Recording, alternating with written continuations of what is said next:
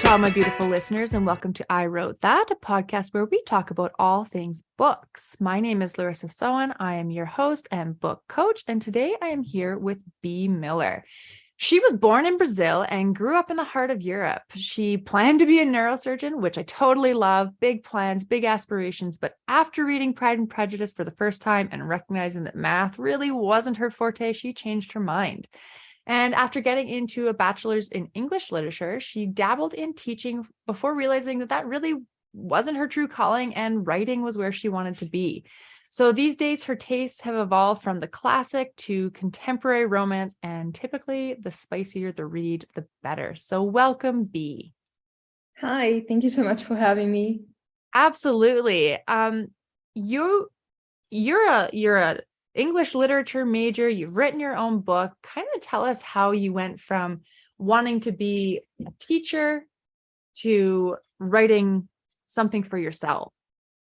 I guess I owe it all to a teacher that I had who pushed me into going into studying literature instead of going the medicine route. And I don't know, I was teaching in Costa Rica, of all places, and I just thought, I don't want to do this anymore. Like, I'm sorry, but dealing with parents sometimes can be a little overwhelming. And there's so much, teachers deserve all the praise.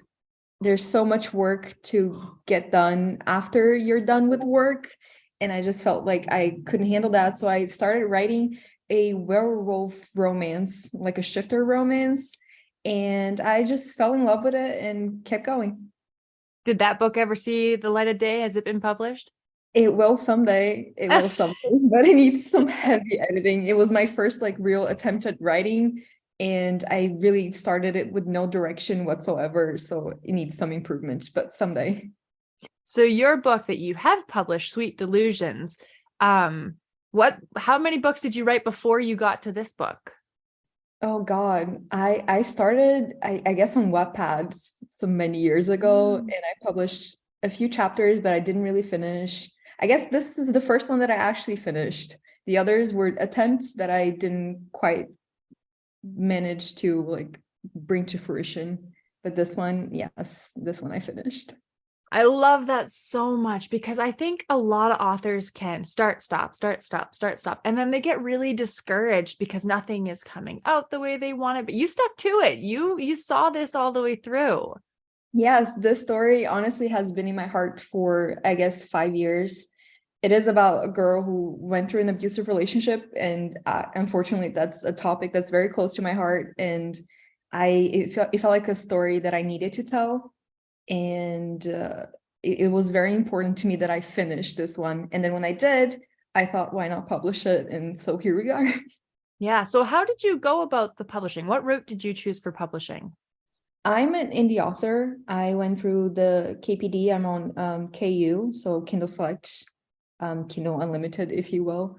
And I'm working on getting it on bookstores and stuff. But yeah, I did a lot of research to see what I wanted to do. And I just figured out that traditional publishing was not for me. First of all, I am Brazilian.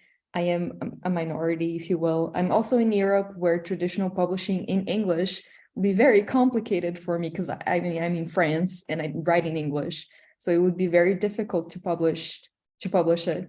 So when I found that you could do it on Amazon for free, I thought, great, let's do it. I love that. And Amazon it's kind of I've heard another book coach talk about it is, it's controlled by Loki, and it's such a dynamic platform that as an indie author, we feel like it's there for us because it's free. It's super easy to access. The learning curve is not huge, but then there's also these limitations that come with it. And I think you and I, being part of the book talk scene, have seen what Kindle Unlimited has been doing to authors as of late. So for those of you that don't know, when you sign with Kindle Unlimited, which basically gives readers with their monthly subscription free access to read your book page by page kind of thing, and they don't have to buy the whole book. But you sign as an author an exclusivity agreement to be a part of Kindle Unlimited, which means that you cannot distribute any electronic version of your book on any other platform in any other way. And lately, people that have been having their books pirated onto pirating sites are being punished by Amazon because technically their book is being distributed elsewhere. So you and I have seen this unfolding on Book Talk. I'm curious, what's your take on all of it? It's complicated, as you say. My book was published for maybe 2 days before it was pirated. It is out there, unfortunately, and I have learned that I just need to make my peace with it and file all the complaints that I can with Google, just to have that paper to prove that I didn't put it there, in case that Amazon comes to me and says, hey, I'm blocking your account or revoking your account because your book is out there. I can say, hey, no, it was posted without my permission. Mm-hmm. But as you say, I think Amazon is such a powerful company that if they wanted to protect indie authors and do better, they would. But there's no financial like gain for them to protect indie authors. It's not where they make most of their money. They make it elsewhere. So there's no financial incentive. That's the word I was looking for. Yeah. For them to want to protect us. So it's a very difficult situation for a lot of us to be in, because I mean, we really rely on Kindle Unlimited for our income. Most of my income so far has come from Kindle Unlimited. So I do not want to be kicked out, but it is definitely a double-edged sword, as they say. Yeah, I agree with you so much that I think Amazon could do more to protect indie authors. But like you said, we're not their big income source. Mm-hmm. Let's move to happier topics. You have a freebie, and we're going to be talking about that more towards the end of it. But that has been a big part of your marketing strategy. You have a newsletter, you have an email list that you talk about. And if you've listened to any other of my episodes, you know how important an email list is to an author's platform.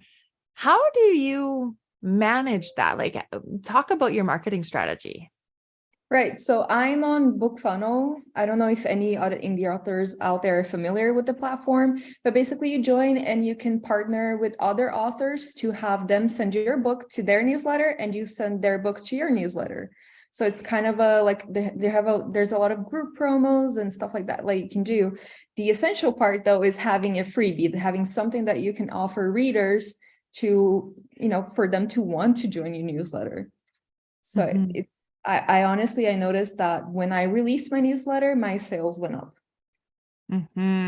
That's so important. And it is my number one tip, is having an email list, distribution list, because unlike social media where, someone is scrolling mindlessly and seeing hundreds and hundreds of posts that they're sitting with for, milliseconds, sometimes an email list is your direct line into someone's personal inbox where they open it and they hear directly from you. And so email lists are really, really important. And I know when I took, how to write a book, memoirs and autobiographies, when I bumped it to the top of the bestsellers list, I did it through an email list, and I gave away a free chapter from my book. And so your freebie is not a free chapter. It's something else, right? No, it's a spicy, sort of a short story. And I have part 1 on my freebies right now, and part 2 is coming out soon. Very cool. It's to be an ongoing story that eventually will be a book. Yeah. Oh, I love that. That's good. So there is more coming from you. Very cool. And so I'll just say one more thing on the freebie. If you're in the nonfiction genre, you want to have a freebie that adds value to your reader's life. You're answering some unsolved problem for them. In the fiction realm, that's not really our goal, is to solve problems with fiction. Our goal is to entertain, to connect, to maybe inspire, whatever the case might be. So, and feel free to throw in any comments on this one, B, but the information you give in your freebie is really a look into your writing style, your storytelling process, and leave the readers wanting to hear more about the types of stories you tell. Would you say that's kind of the intent? Absolutely. If you read my freebies called Naughty Neighbors, it is what I write. It is spicy, from the beginning, it is two women and one guy, because I apparently like that. So all of my stories so far have that dynamic, that relationship dynamic. And I feel like if you read that and you read my published books Sweet Delusions, you will not be surprised. And the style of writing is the same overall. I feel like, yeah. And also, I don't know if you mentioned this before in your previous episodes, but a very important thing that I noticed, I also drove up my sales, was including the link to Sweet Delusions at the end of my freebie. Yes. Such a small thing that made such a difference, and I can't believe I didn't do it sooner. Yeah, I love that. And like, we're a goal here is to get your book to bestseller, Sweet Delusions. That's what we're aiming for. That's what so many authors aim for. And literally just getting the link in front of people's face repeatedly is the best-selling trick. I think I've heard a lot of different stats. So I'm just going to throw one out there, verified or not, but it takes like 21 touch points before someone buys. And so the more times you put that link in front of people's face, the more times they hear from you, they see what you're doing, the more likely they're going to buy. They're not going to buy on click one. That's not a buyer's. Yeah, and also if I can jump in with another tip that's been working well for me is Facebook groups. People say that Facebook is, not great as social media, but if you join, appropriate reader groups for your genre, and people are asking for recommendations and they accept indie author recommendations, go for it. Like, you're not losing anything. Maybe they'll click, maybe they don't, but maybe they'll see it, like you said, enough times that eventually they will click on it. So it's always like a bit of a gamble, but you don't lose anything other than your time by trying. Yeah. And I think a lot of people are afraid of rejection. They're afraid to hear of like, no, that's not appropriate. You can't post this here. I wouldn't like that. And really, one of my tips and one of my favorite sayings is your book is not meant for everyone. It's meant for someone. So when you're going into these Facebook groups, you're not going to appeal to everyone, but you are going to appeal to someone, right? And that's the whole point of just putting yourself out there. Yeah, just follow the group rules. Make sure that you don't upset anyone by not following the rules, and then you'll be fine. Just try. Why not? Yeah. And the worst case scenario is you get kicked out of a group and like, whatever. It's Facebook. It's Facebook, right? You do have your face on there, but it's pretty anonymous in what you do and your actions. And as long as your intentions are genuine, you're not trying to be sleazy, you're just trying to make connections and provide people with something you think they would enjoy, then no harm, no foul. Kind of Exactly. People post like very specific recommendations, or things that they're looking for. And if they're looking for why choose romance, then I'm not going to post my book because that doesn't apply. Yeah. So you got to be like cool like that if you want to like get people to read your book. Yeah, absolutely. So let's talk about your freebie some more, because it is such a huge component of our marketing. So you're giving away a short story. How can they grab that from you? So it's on all of my social media, on my Linktree, it's right there if you want to see it. And by joining my newsletter, you immediately have it. Actually, Perfect. The link to join my newsletter is the freebie. So yeah. So we'll put the link to all your social media handles and followings and things like that into the show notes. So just head there and sign up to be part of the email list. And then you can get in line for Sweet Delusions, which is going on sale in the very near future. Let's talk about a little bit more about Sweet Delusions. You said it's, kind of a romance. It's got some spicy twists and elements to it. It's got some very real emotions that you connect with. That I think she sounds like a very relatable character. So maybe just talk a little bit more about her and like her story and her journey. Yeah, when I wrote it, I definitely wanted Cassie to feel like a real person and to make decisions that a real person would make. So she's a domestic violence survivor. And when she meets the love interest, James, she doesn't trust him because why would she? He is just a stranger. Then, slowly, gradually, James is able to earn her trust and everything. But then there's a twist that I don't want to give away. And she really needs to learn to trust not only James, but also her friends and herself. And yeah, it's just, I clearly don't know how to talk about my book. No, and I love it. And it's so funny that you say that, because when I wrote my sci-fi book in particular, the worst part about writing it was writing the like 300 word blurb, the summary, because it's so hard to take your book and summarize it into 300 words and to come up with like this elevator pitch of like, talk about your book in 30 seconds. It's like, well, I spent like 6 months writing it, so that's pretty hard to do. Exactly. I thought my blurb was perfect until I sent it to people and they were like, what? Like, Yeah, I don't right. get it. What is this book about?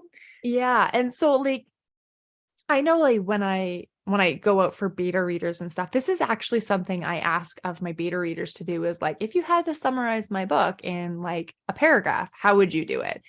Because they're not in it like we are. They don't have all of the background thoughts and the journeys. And I know like you're probably the same, and most authors are. You have like 10 versions of the book before you get to the final product.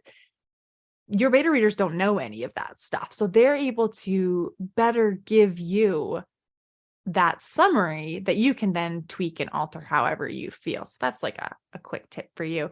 But your book is going on sale March 18th for 99 cents. You can grab the ebook copy. So if you want to get in line for Bee's book, Sweet Delusions, definitely sign up for her email list. It gives you that free access to the sweet little short story, not sweet, spicy little short story that she has out there.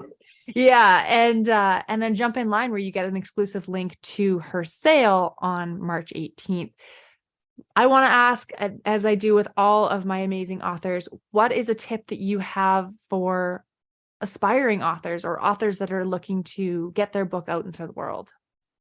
This might be more like a philosophical tip than a practical one, but just keep writing. And this is a marathon. It is not a race. When I first published Sweet Delusions, I knew that I wasn't going to be able to start making an income with one book.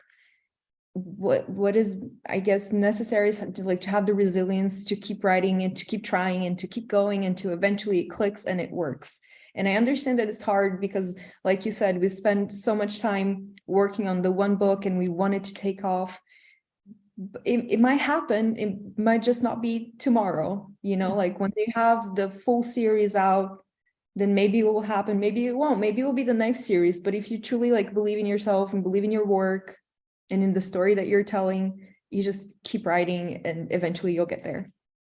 Yeah. Success doesn't happen overnight, right? And as heartbreaking as it might not be on your first book, but that doesn't mean your first book doesn't have a place in this world, right? Everybody starts on book one. Yeah, exactly. I think Cassie's story is like a great story. I think it's a valuable story. It's very emotional and also, the spicy, but it tackles some very serious topics within it. And it might not be for everyone, but I've, so far have had great reviews from readers who really loved it and had a good cry. And I don't know about you, but I started reading to escape a little. And if my stories can do that for other people, then that's my goal. Yeah. I started writing to escape a little. Like reading wasn't hitting it for me. I was like, okay, I need to create my own universe. Same. Yeah, totally. Well, thank you so much, Bee. And again, be sure to grab her freebie.